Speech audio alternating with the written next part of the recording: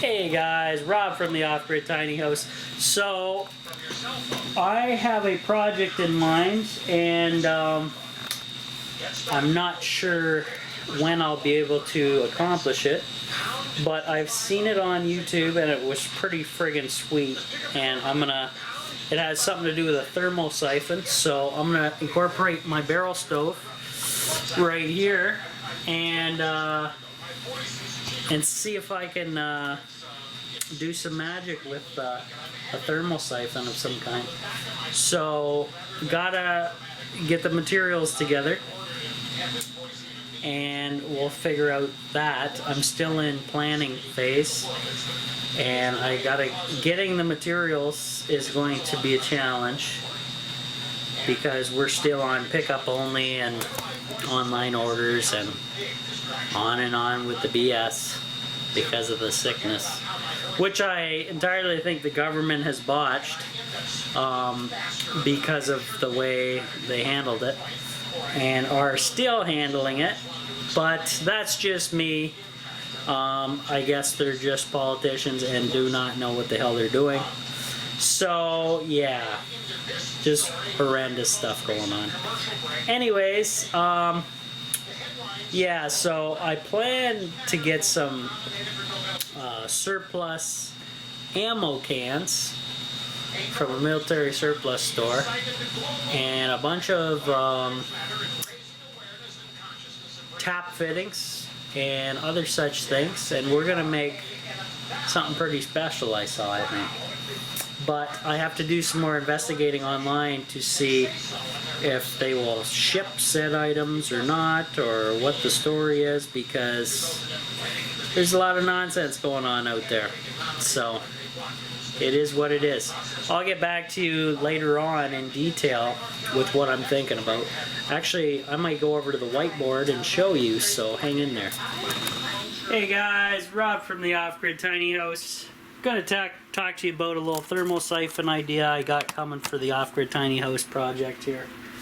So first, I have one of the main components. I'm gonna show you. And actually I don't need this guy, but we'll use him later on. So, the story is, this is a one-way check valve, brass.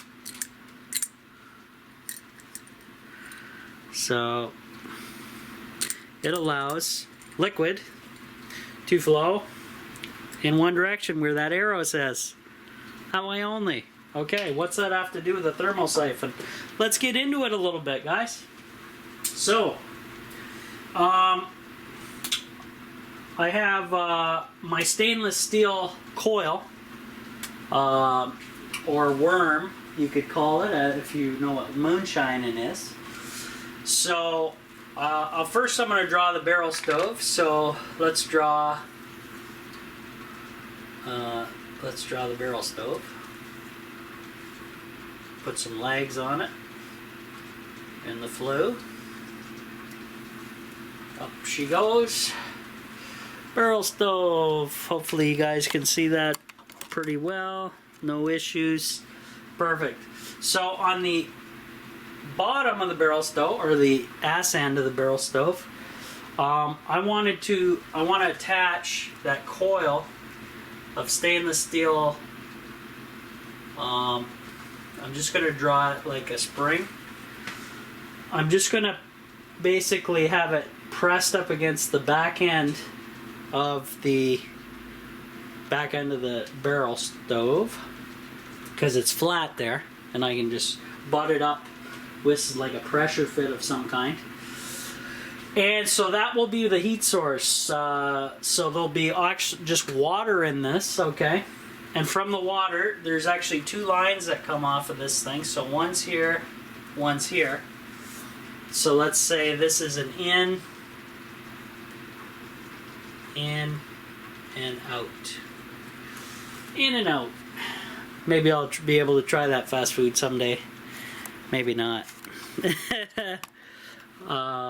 Only in the States. So, what I wanted to buy is, because I seen it online, is a large ammo crate. I think they're for 50 cal ammo. So let's write ammo. Ammo. And what I want to do is basically take the lines and connect them with a tap here and a tap here. So let's say the bottom, I guess you could do this whatever way you want, where you want the hottest going to the bottom. So let's take the out and move him to the bottom. So it's going this direction. Okay. And here I have to put my little check valve in. Okay. Which is this guy. And he will be faced towards the water going towards this direction. So for the thermosiphon, it's important to have a check valve. If not, you're going to have issues and noise. So then we take this line and cross over and go into here, and this guy is going to flow back this way thus far. Okay, this one kind of got screwed up a little bit, so ignore that. Okay, so, and basically this will be filled with water, and this will be higher than the barrel stove. And the reason for that is when I fill this up, it will automatically fill the system, and I really don't care about air bubbles in this system because I'm going to add another vent or a tap right here at the top, so no pressure can actually build up inside this ammo crate and make a bomb, a steam bomb. So why vent it? Well, we need to add humidity to the tiny house, and also in doing so we're making basically a thermal battery. So thermal battery, and you can make more. You can make a ton of these and put them in parallel or parallel series, whatever, doesn't matter. And so this entire column of water, so we'll write H2O, is going to be heated by the barrel stove, and with the check valve the pressure is going to build up here and heat wants to thermosiphon. So the check valve, this guy, is only going to allow water from the top to flow this direction towards more heat, and the heat is going to want to travel to the cold temperature here in the bottom of this tank of water, and it will slowly heat this up and rise and send more back in a circle, a closed loop system. Well, it's not technically closed loop because I'm letting the pressure out into the tiny house, adding humidity to the air, because the barrel stove dries out the tiny house extremely well, and it's not healthy to have really dry environment to live in. It's not good. Now, what is this going to do for me, guys? Well, one, it's going to add humidity that's much needed on the tiny house. I know you guys are just going to say, well, just put a stock pot on the barrel stove and all's good. No. Sorry, but there's a dual purpose for this. So one is humidity, so let's write it down. Humidity, if I'm spelling it right. And we want to keep the humidity at about 40%. Normally is healthy. Okay. Now, another thing to remember, humid air holds heat longer. You guys know summertime, when it's extremely muggy or humid out, and it feels like hell outside, that means humid air can hold on to heat much longer than non-humid air. So the added benefit is healthy humid air, more heat, even though I really don't want that, even though it's going to happen. But the other thing is, depending on where I put the thermal battery or the water tank, and how many I put, it's going to make a big difference. So let's say I have one just hooked up, and maybe put it in the bathroom area near the water capture system to maintain a decent temperature. So how is it going to maintain a decent temperature? Well, it's going to turn this entire column of water into fairly warm temperature material, and it's going to radiate some of that heat out and keep the far room or / bathroom heated up faster than it would via just the barrel stove, and keep stuff from freezing. So I could put this one at the bathroom area, and then I could also add one. So if I was to add a couple, the layout would be a little bit different. So we'd have, I'll just draw it down here, we'll have our coil of stainless steel, and it has one outlet and another. And so we'll have our in and out. Okay, check valve.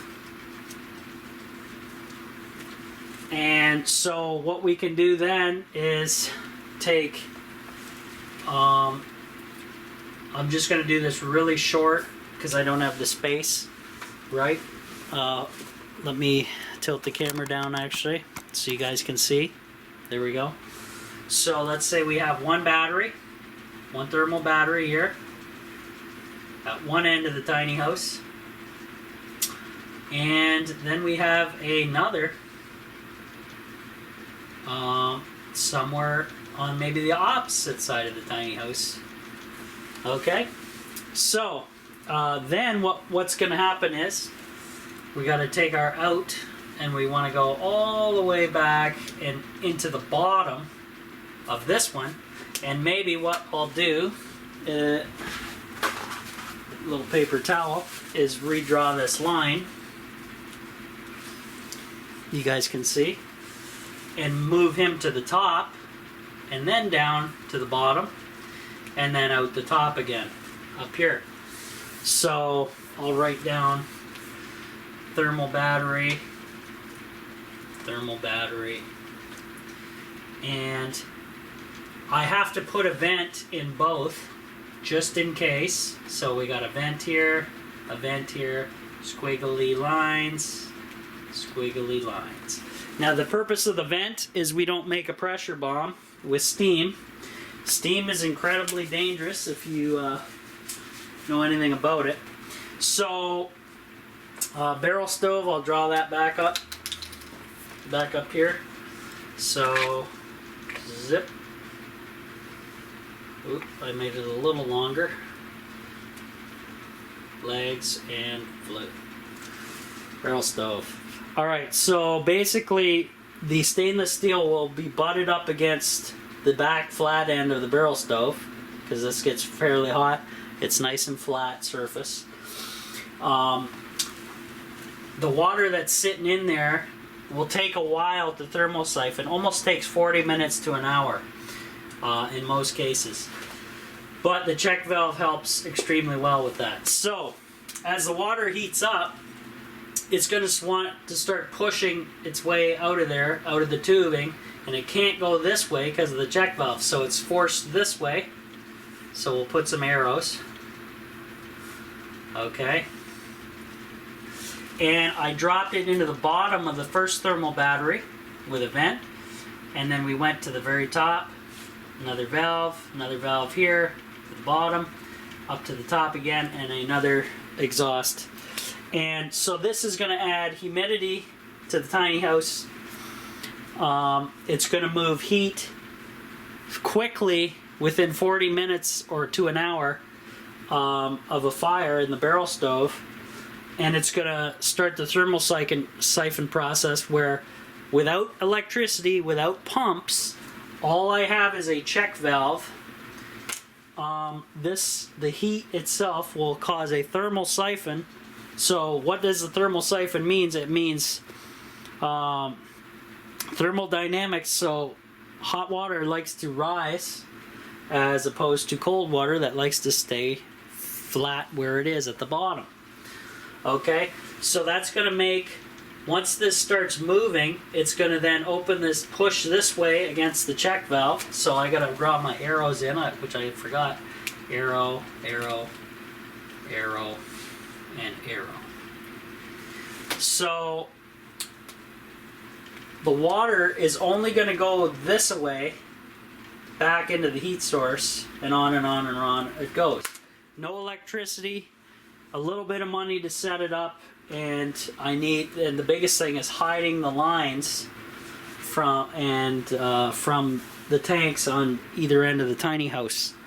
So yeah, interesting. So, and then I just got to keep these above the barrel stove, like up off the floor, just above the height of the coil, stainless steel coil or worm, and that way when I fill these containers, obviously once they're filled to the top, the rest of the system will be filled automatically, and that's how I know my water level. And then obviously I'll want to remove that water from the setup eventually if I'm not here, so I don't have any freezing issues, or add well, I really don't want to add any antifreeze, because it will vent into the room, and it's probably not the healthiest for you. It's poison to drink, probably worse to breathe, so, or probably worse, about the same. So we don't want to go there. We want to have a way to empty the coil. But the nice thing about the coil, which I'll bring over right now to show you, is it has removable, very easy to remove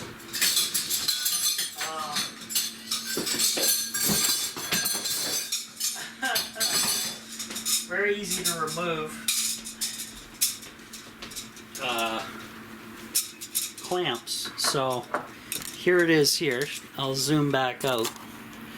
Whoa, stainless steel tubing, will not rust on me. It has these two guys here, which then I can just pop off and drain the system quickly without leaving any water inside of here to possibly freeze and damage my pipe. And this tubing here is silicone based, or silicone, so it can take high temps. It comes with a converted fitting already, so I can actually hook that up, and then this guy's probably going to get changed over to something larger, obviously, and we'll rig something up. So pretty cool. Let me just show you. There is that fitting, and oh, not quite, doesn't quite fit on there, so can't really use that guy, but probably the guy under here gets some kind of adjustment. So I can thermosiphon this. How the silicone is going to react in a thermosiphon, I do not know. That's the scary part, because there'll be some pressure, there'll be a lot of heat, and well, let's just hope it's going to work. So basically, the ass end of the barrel stove will be here. This will be just pressure fitted up against it, and it'll sit relatively flat, and then the heat's going to transfer through this, heat this whole thing up. I'm going to keep these pointed down like this, and then at least with it clear, maybe I can put a little food coloring dye in it, and then I can see the siphoning action of water moving, or at least I'll be able to hear the clicking of the check valve. So that's the game plan, guys. I gotta get a lot of stuff though first before I get to that point. It's just the way it is. Now, my older setup, I have a couple rads I can also hook up as well, and that will help you know, disperse more of the heat energy, so I can inline these as well with the batteries. I have another one of these somewhere, and I've been looking for it, and I don't know where the heck that sucker went. It may be up in that container up there, though. I'll have to look at that in a minute. So you can add little things and stuff like that. So I'm making my own little off-the-grid boiler system. I can't afford the rads, the proper cast iron, old school radiating rads for this project because, well, they're pricey. And yeah, I don't think it's going to happen. So the cheapest way is to buy some surplus steel ammo containers. And they're pretty hardy, tough stuff, waterproof. And I can just buy a couple taps, so maybe up here I won't even put a tap in. I will just put a hole for the evaporation steam can get away. That'll save me 2 fittings there. But I'll still need 1, 2, 3, 4 fittings and lengths of line, however long I take that. I'm thinking I'm going to take it quite a long ways, so that's another expense to think about. So that's the plan, guys. Do a thermosiphon using the barrel stove. Probably in the spring, when I'm not going to use the barrel stove, because I really don't know if I can get my hands on this stuff before end of winter. I'm going to try and see what I can do. Now I have garden hose that I'm not using anymore, which I could probably use because 75-foot hose. Whether they stand up to the high temperatures or not, I don't know. But we will find out, right guys? Because most of the temps are going to be dumped into the thermal batteries and you can go from there. But yeah, that's the main thing. So for the system, I don't think it's going to be too bad, because I'll be able to hopefully take out the stainless steel worm from the system easily with disconnecting those clamps, dumping it, emptying the water, so I don't lose basically my heat source of that tubing. And then I can drain the rest of the system just outside, just shove I can basically take this over maybe near the door or something, or just into a bucket, drain it, drain the whole system out, and start over every time I want to use this. Now this is kind of more of a long-term plan. Like, this wouldn't work if you're just doing a one night over at the tiny house or something. You'd have to take it all apart. You'd have to do a lot of work to get it up and running and then take it all apart the next day. This will be more long-term when I'm in here full-time plan. So if you guys have any comments or questions, shoot me them in the comments below. But that's what I'm thinking of, and I'm going to start using these whiteboards more because it helps visualize for you guys what the hell I'm talking about. So yeah, stay tuned for that.